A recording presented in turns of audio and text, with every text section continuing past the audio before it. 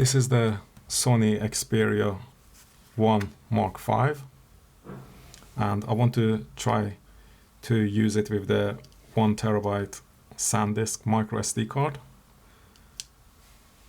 So it should be possible to just pull this out without any tools, which is one of the nice things about this phone. So the SIM card and the microSD card can just be inserted quite easily with this. So that's the microSD card and the SIM is there, and I can just insert it back into the phone. So a lot of the new phones don't allow you to easily do this. Let me switch it on. Okay, so it's immediately recognized that an SD card has been inserted, and you have the option to eject it or explore. So let me just click on that. I think the phone actually just created these, because you can see underneath them it says just now, which means they've just been created recently. And then this is the file that I put on this micro SD card, that I wanted to just have one file there so that I can check whether the phone is reading it correctly or not.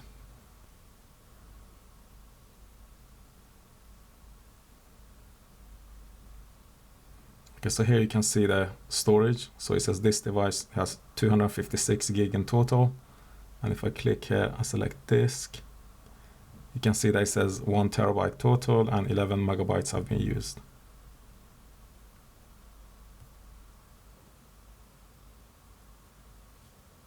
Okay, so I'm gonna format it. And that's the message it gives. I'm just going to press format, and it's formatting the SD card. I assume because this 1 terabyte SD card is taking longer than it would otherwise. Okay, so that's done, and it says you can start using the SD card now. And here you can see all these folders which have been created automatically by the phone. Anyway, let me know if you have any questions or if you want me to test something out with this phone and microSD card.